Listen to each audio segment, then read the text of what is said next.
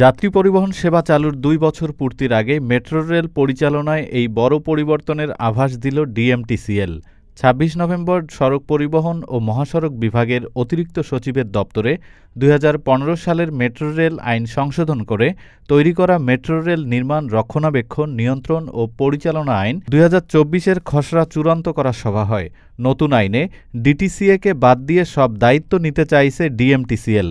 প্রস্তাবিত খসড়ায় অগ্নিকাণ্ড ও বিস্ফোরক দ্রব্যের মাধ্যমে মেট্রো রেলের সম্পত্তির ক্ষতি করলে ১০ বছর পর্যন্ত কারাদণ্ডের বিধান রাখা হয়েছে। মেট্রো রেলে বিক্ষোভ প্রদর্শনের জন্য ১ বছর কারাদণ্ড অথবা ৫০,০০০ টাকা অথবা উভয় দণ্ডের বিধান রাখা হয়েছে। বিনা অনুমতিতে বিজ্ঞাপন, পোস্টার লাগালে ৫০,০০০ টাকা জরিমানা অথবা ৬ মাস কারাদণ্ড কিংবা উভয় দণ্ড হবে। মেট্রো রেলের ভেতরে পণ্য বিক্রি করলে ২০,০০০ টাকা জরিমানা অথবা ১ বছর কারাদণ্ড কিংবা উভয় দণ্ড হবে। অনুমতি ছাড়া শুটিং করলে ২০,০০০ টাকা জরিমানা অথবা ৬ মাস কারাদণ্ড কিংবা উভয় দণ্ড প্রযোজ্য হবে। মেট্রো রেলে ভিক্ষা করলে ১০,০০০ টাকা জরিমানা অথবা ৩ মাস কারাদণ্ড কিংবা উভয় দণ্ড থাকবে। এসব বিধান আগের আইনে ছিল না। ডেস্ক রিপোর্ট, আজ বার্তা, ঢাকা।